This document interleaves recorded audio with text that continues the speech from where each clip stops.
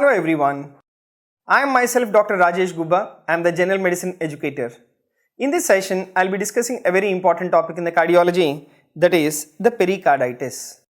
So, what is this pericarditis? Pericarditis, it is a clinical scenario where there is inflammation of the pericardium.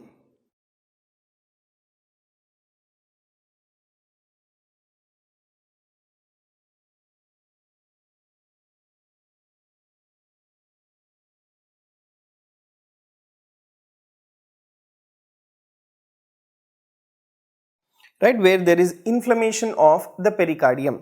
That is what is your pericarditis, and you need to know what are the etiologies which will cause the pericarditis. So, idiopathic, right, that is the most common cause, and presumably it could be secondary to viral infection, which we call viral pericarditis.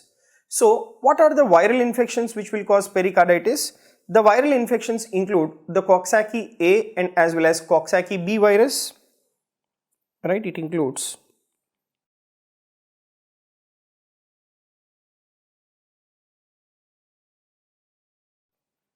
Coxsackie A and as well as the Coxsackie B.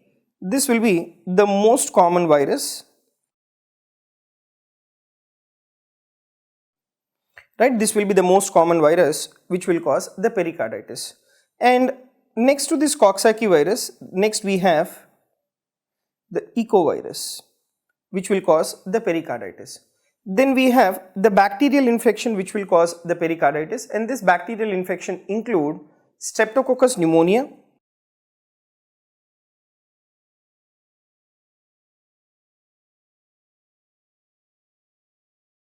then followed by that Staphylococcus aureus, next tuberculosis. So, these are the bacterial infections which will cause the pericarditis. Then, if you see the fungal infections which will cause pericarditis, that includes histoplasmosis,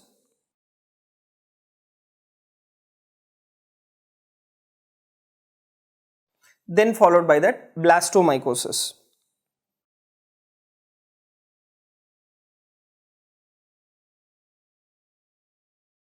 So, these are the infections which will cause the pericarditis. So, out of which the most common will be the viral pericarditis, and within the viral pericarditis, it is the Coxsackie A and as well as the Coxsackie B virus which is responsible for the development of pericarditis.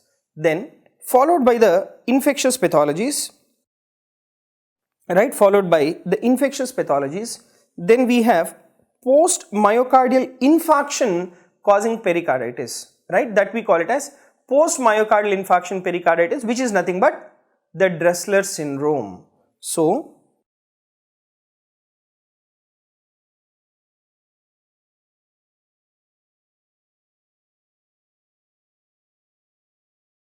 Dressler syndrome, let me tell you, it is the one which will appear, right, it is the one which will appear after few days to weeks, right, it is the one which will appear few days to weeks after myocardial infarction. That is what is called as the Dressler syndrome. Now, this Dressler syndrome, it is characterized by increased inflammation, right, there is increased ESR and as well as the increased CRP, that is C-reactive protein. That is what will happen in Dressler syndrome. And the treatment for Dressler syndrome is we give high dose salicylates and colchicine.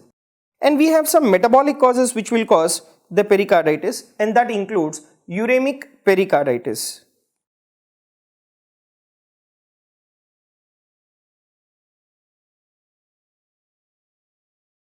And followed by this uremic pericarditis, then we have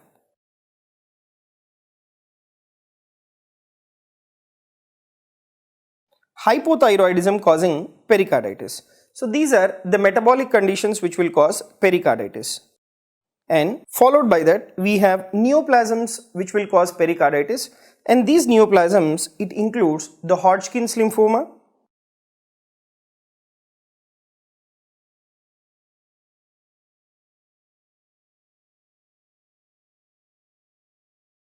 Then followed by that we have carcinoma of the breast. Then carcinoma of the lung, which will cause the pericarditis. Then finally renal cell carcinoma. Right, renal cell carcinoma. So these are the malignancies which will cause the pericarditis. So most common will be the infectious pathology, that is viral. Then we have bacterial and fungal causes. Then followed by that post myocardial infarction pericarditis, that is Dressler's, and uremic pericarditis, neoplasms like Hodgkin's, breast carcinoma and carcinoma of the lung. We have certain collagen vascular diseases which will cause the pericarditis. Now what are the examples of these collagen vascular diseases which will cause pericarditis?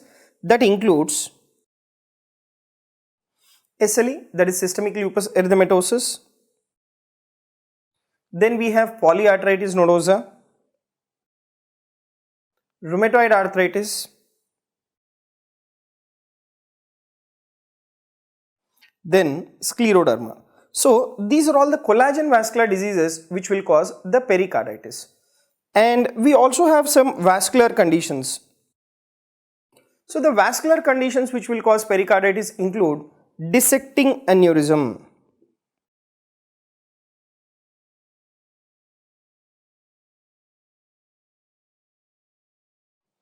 right, that includes dissecting aneurysm. And we also have some drugs which will cause pericarditis. The drugs which will cause pericarditis, that includes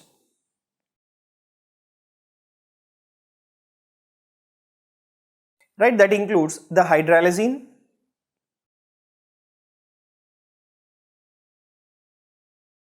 radiation will cause pericarditis, and then infiltrative diseases. The infiltrative diseases causing pericarditis include sarcoidosis,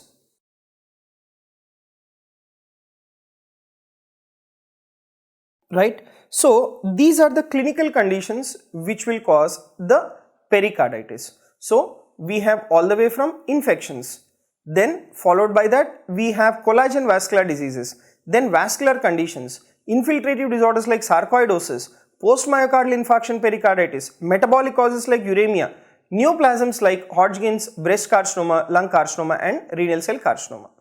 Now you need to know what is the diagnostic triad, right? You need to know what is the diagnostic triad of pericarditis. The diagnostic triad of pericarditis, it includes the development of chest pain, right? Number 2, friction rub, and this friction rub, right, this will be the auscultatory finding,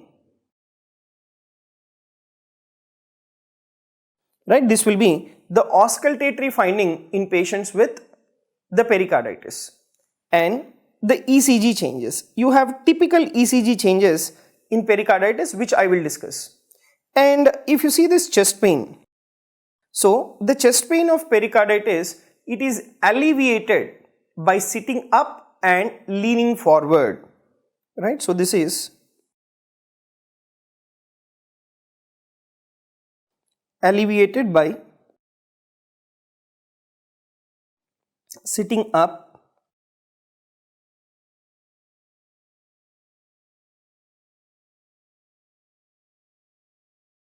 and leaning forward.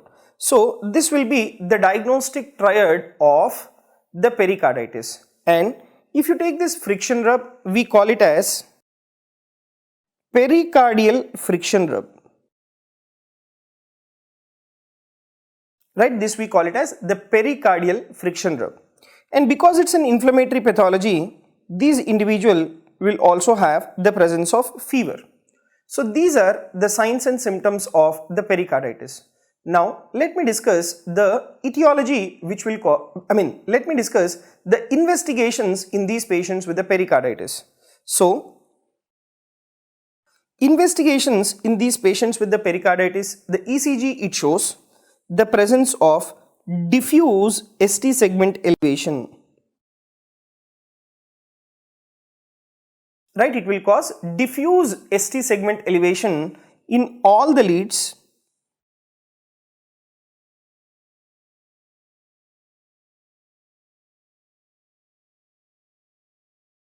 right, in all the leads except AVR, right? So in AVR there is ST segment depression, right? In AVR there is ST segment depression, and in other leads if you see, there will be PR segment depression, but in AVR,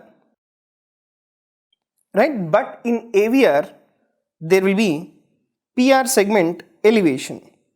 So this will be the ECG changes in pericarditis. So please remember, there is diffuse ST segment elevation in all the leads except AVR, and there will be diffuse PR segment elevation in AVR. There is PR segment elevation and there will be PR segment depression in all other leads. And the type of, right, the type of ST segment elevation or the shape of this ST segment elevation, it will be concave upwards.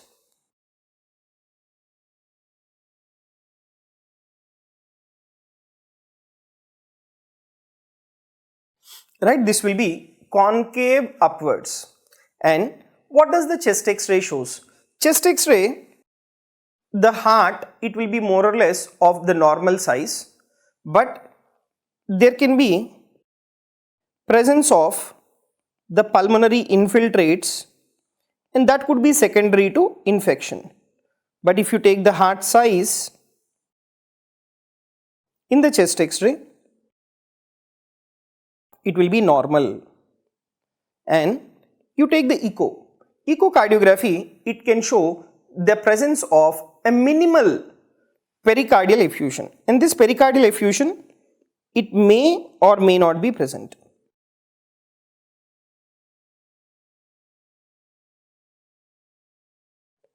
Right, pericardial effusion may or may not be present. So that is about the investigations, and ECG is very, very important. Let me show you this ECG. What is that I have said you? There will be diffuse ST segment elevation. Let me show you that. So you can observe that there is ST segment elevation in all the leads except AVR. There is ST segment depression.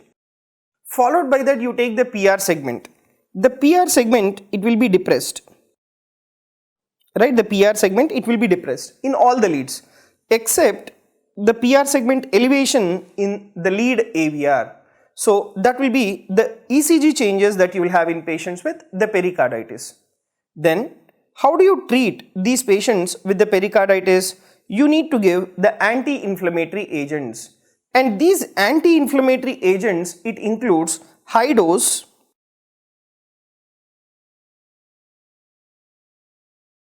aspirin, right, high dose aspirin, or the NSAIDs have to be given.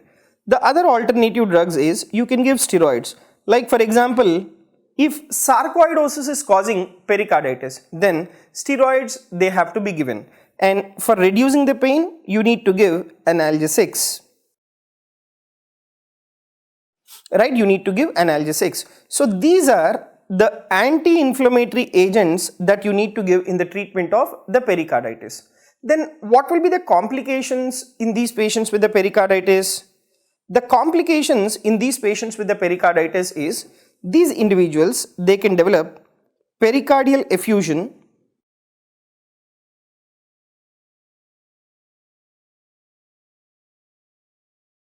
right. There can be also development of, right, there can be also development of cardiac tamponade, and there can be recurrent atrial arrhythmias,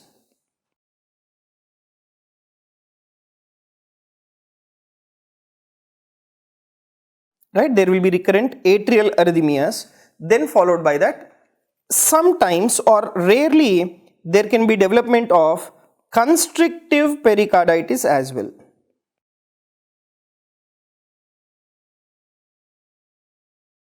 Right, rarely there can be development of constrictive pericarditis as well.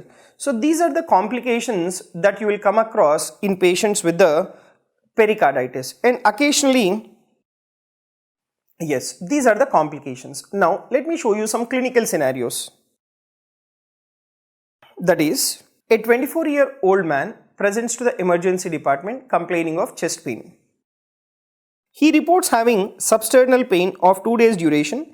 The pain is worse with inspiration and alleviated by maintaining an upright posture. He also reports having had a fever recently. His medical history and physical examination are unremarkable. An ECG shows 2 mm elevation of the ST segment in the precordial leads without reciprocal changes. Right, without reciprocal changes with concomitant PR segment depression. Echocardiogram is normal. What is the most likely diagnosis and most appropriate treatment approach for this patient? NSAIDs. Diagnosis is acute pericarditis. Second option, acute pericarditis, start prednisolone. Third option, acute pericarditis, repeat echocardiogram in 1 week to confirm the diagnosis. ST segment myocardial infarction or ST elevation myocardial infarction, start thrombolytic agents. So whatever the clinical picture is there is the same thing, that is your symptomatology, ECG finding, all that we have just discussed, which is in favor of the pericarditis. So what is the treatment for pericarditis? You need to give NSAIDs for reducing the inflammation. Now followed by that, you see another important clinical scenario. And do we give corticosteroids in patients with the pericarditis? Yes. Even corticosteroids are given in the treatment of pericarditis. But these corticosteroids, they are reserved for severe cases and those who are unresponsive to other therapy, in them we need to give this particular corticosteroids. Okay, next. Now, the other important clinical scenario is a 23-year-old man reports a 3-day history of constant left-sided chest pain, which worsens with inspiration and activity. His symptoms were preceded by several days of fatigue, rhinorrhea and cough. He is worried that he has had a broken rib from coughing. He reports to no other symptoms and has no risk factors for the cardiovascular disease. On examination, he is comfortable. Other findings on physical examination are as follows. That is, blood pressure 120/70, pulse rate 94 beats per minute, respiratory rate 12 breaths per minute, temperature 100.2 degree Fahrenheit. His lungs are clear. Cardiovascular examination shows tachycardia, but otherwise the results are normal. Which of the following should be appropriate step to take next in this patient's workup? Chest X-ray, complete blood count, arterial blood gas analysis, electrocardiogram, none of the above. So whatever it has been given here, it is initially the patient has the viral infection. How is that you are able to tell? Rhinorrhea and as well as cough. So the presence of rhinorrhea and as well as cough suggestive of upper respiratory tract infection, and upper respiratory tract infection is most commonly seen secondary to viral infections. Followed by that, he has developed the chest pain, and along with that there is presence of the tachycardia. So this clinical scenario, it is suggestive of the pericarditis, in which you need to do an electrocardiogram. Now, why isn't it that respiratory infection you can't suspect? You can suspect the pleuritis, right? But what is given here, the respiratory system examination, it is absolutely normal and the respiratory rate is only 12. So if there is any pulmonary involvement or like pleuritis, the respiratory rate there should be tachypnea. That is not there. So your chest X-ray or your complete blood count or arterial blood gas analysis will not help in giving you a diagnosis in this clinical scenario, right? So, the very simple, it is the viral infection, followed by that the individual is developing the pericarditis, right? And that too, what type of pericarditis we call this as? This is an acute, right? This is an acute viral pericarditis, right? So, these are some of the important points and clinical questions on the topic of pericarditis. Thank you very much.